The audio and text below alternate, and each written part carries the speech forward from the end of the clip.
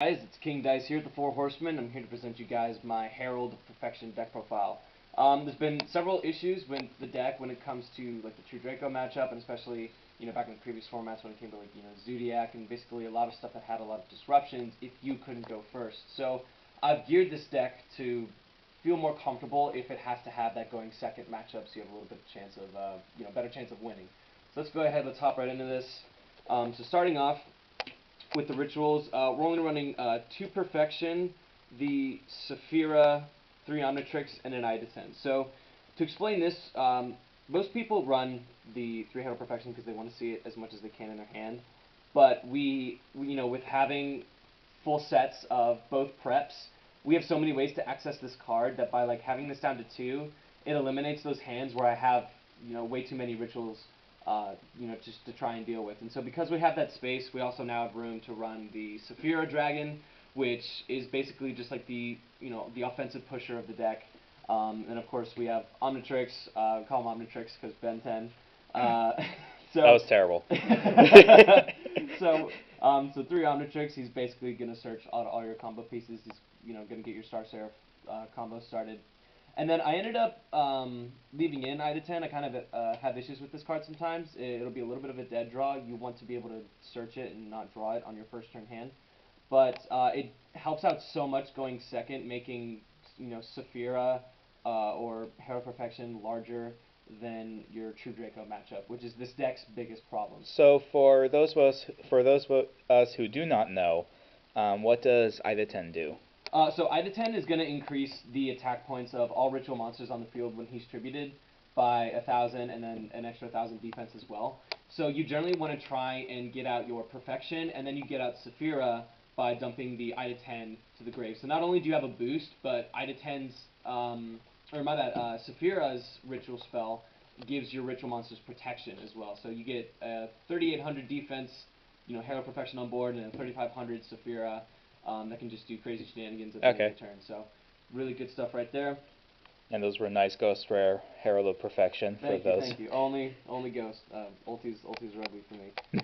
Next up, 3 the God card. This card basically, like, if you see this card, like, definitely going first, you're winning the game. Like, you're getting out your Herald and Christiolok because, being able to, like, dump 2 fairies into the grave, get these searches. We can search out all our crazy rituals.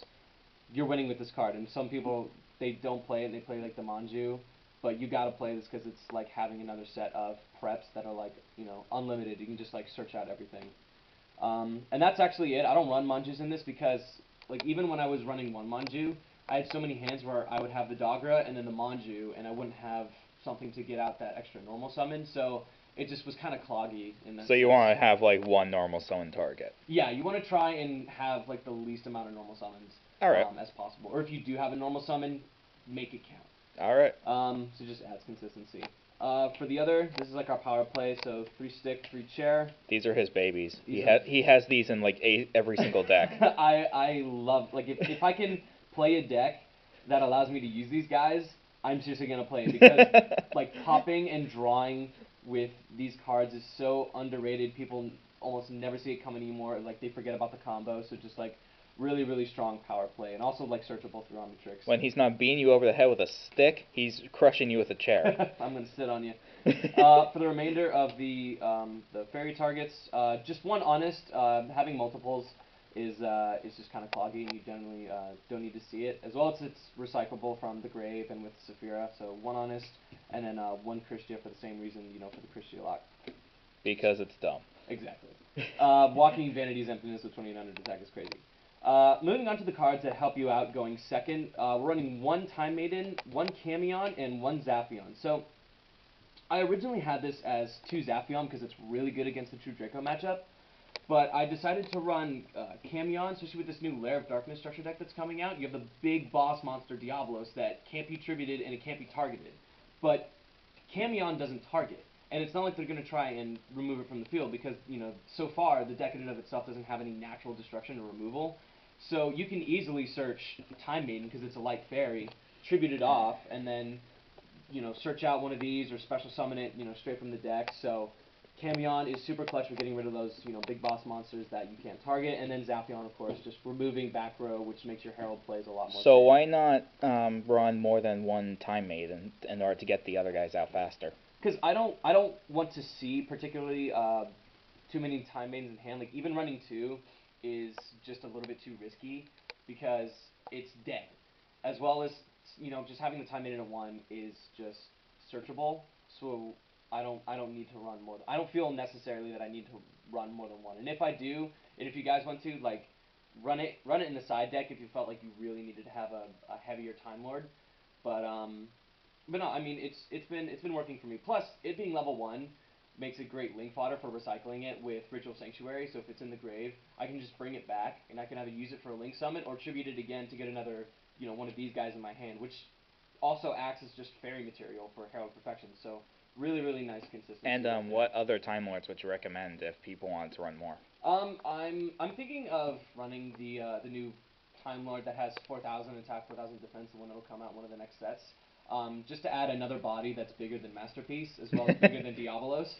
Even though it does no damage, but still, that one is also a, last time I checked, it's also a light fairy. So that Time Lord in and of itself is searchable. So if you were to add another Time Lord, probably that one. I messed around with Sadion, which is the green one that nobody ever uses, which makes your life points back to 4K. The one that looks hideous? Yeah, exactly. So the play would be, Gale Dogra, and then use up all your life points, and you kind of wait, and if your opponent breaks your board, you can summon Sadion, get your life points back. But it was very tricky, and I ended up not liking it. Alright. So moving on with the rest of the stuff, these are going to be the last few monsters. We're running 1 Gam Seal and 1 Doggerin, and I'll kind of explain once we get to the some of the later cards why this is kind of how it is. And then 1 Garnet, because we are playing our the $5 normal monster. The best vanilla in the game, practically. Draw it all the time.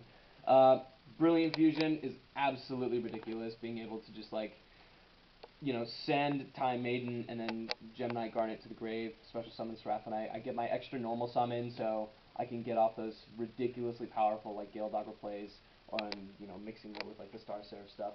Super, super powerful. Big, big power play for this card. Rest of the spells, we have our 6 preps, which are completely unfair.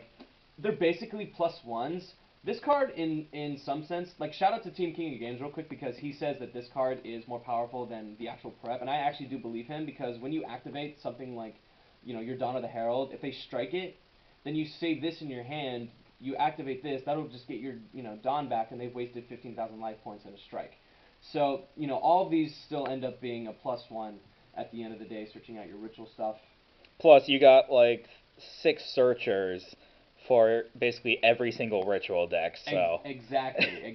It's really, really dumb. For the rest of the searchers is 3 Ritual Sanctuary. I used to have 2 Terraforming, and then cut it to 1, and now I'm not running it at all. Because it's kind of like the same thing with Time Maiden, that I don't really want to see more than 1 in hand.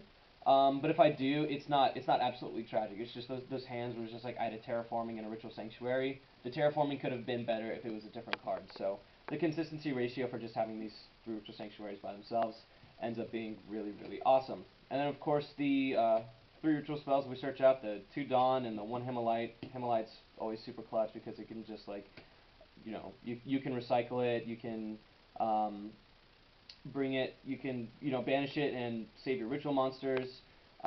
Getting this back with the prep that I was mentioning, the normal prep, getting it back with that is honestly one of the best plays I've done, especially when you have Ritual Sanctuary. So you use it, and then you can, it's already in the grave for Saphira, and then you play this, get it back, search 1 Ritual Sanctuary, and then you can, dump this for, whatever you need. If it's if you need another fairy material, so ends up being super clutch.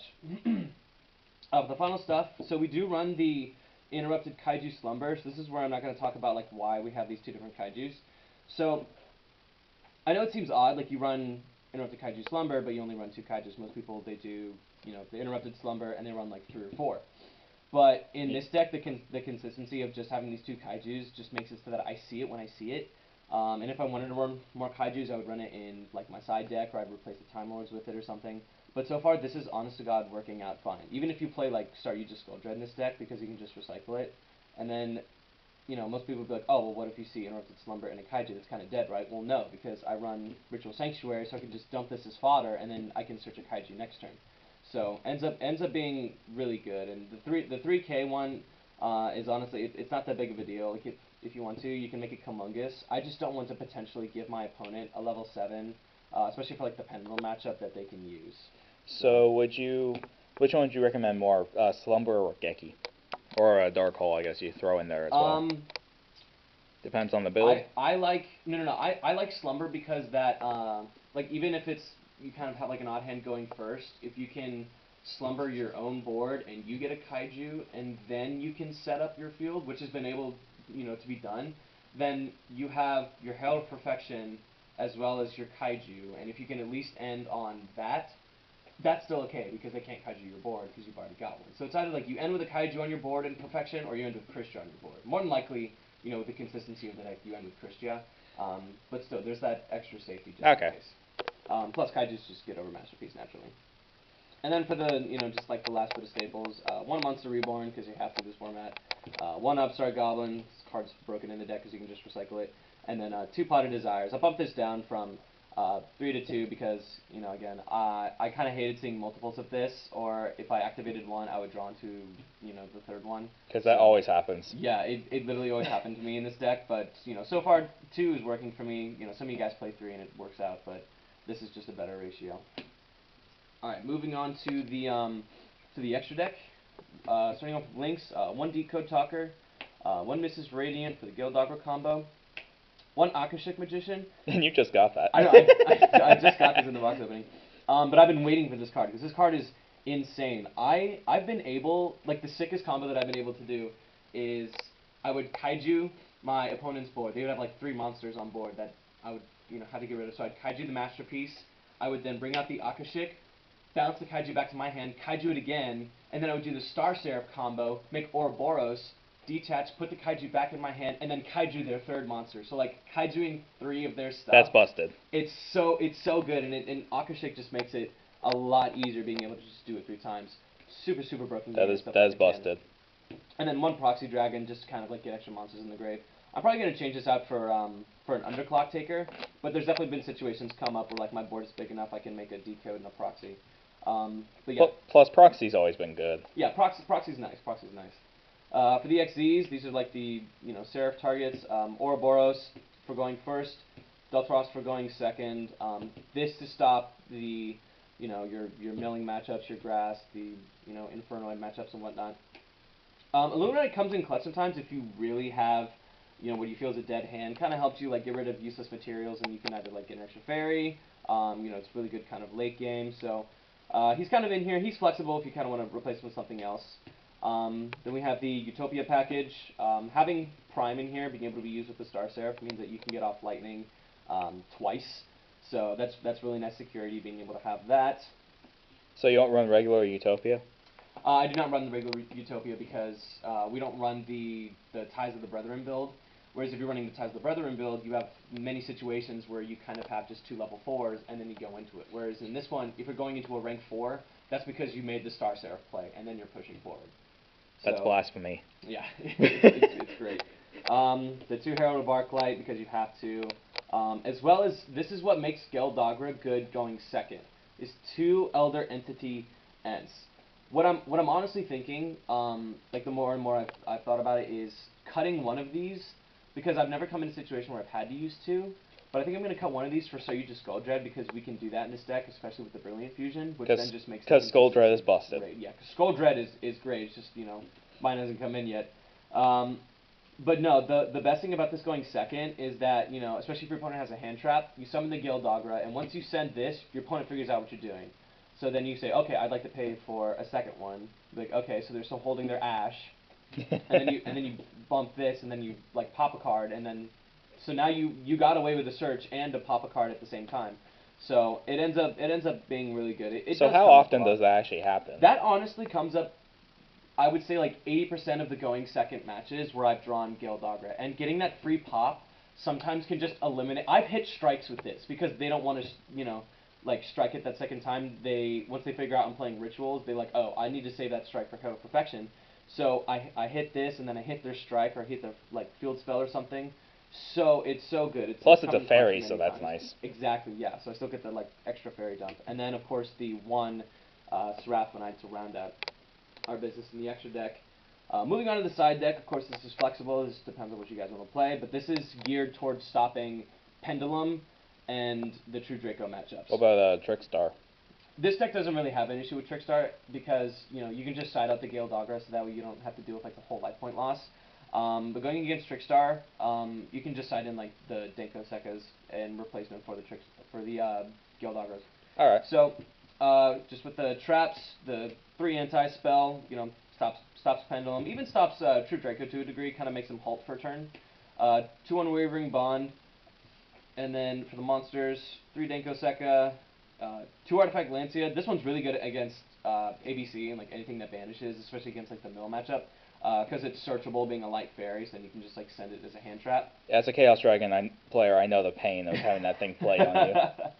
And then the last 5, we're running the 1 driver because we're not running Gamma, but we're actually running 3 side frame Delta. So talk about this one, since I don't think like hardly anyone actually knows what this thing does. Yeah, so Delta is the spell negation, and this is interchangeable between formats. Like last format when Dimensional Barrier was incredibly huge, and it was being main decked.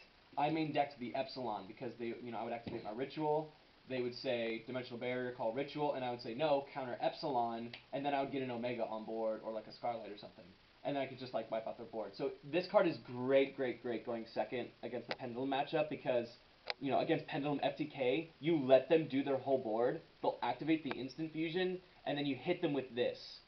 So that way their play is done, they can't FTK you, they're sitting there with like the 2 dragons and an Electromite, and then like that board is easy for this deck to get over. And then you go watch them cry in the corner. Exactly, like you hit their instant fusion. Online I've had people just like scoop. Because they eventually, like, once they figure out what I'm playing, they're like, okay, yeah, I'm just going to scoop because Instant Fusion was hit. So this card comes in clutch so much. Even, like, saving your Ritual Sanctuary from, like, a Cosmic Cyclone or something. So it just ends up being super good. And then, of course, this Scarlight, which we can side in just by, like, removing an Elder Entity.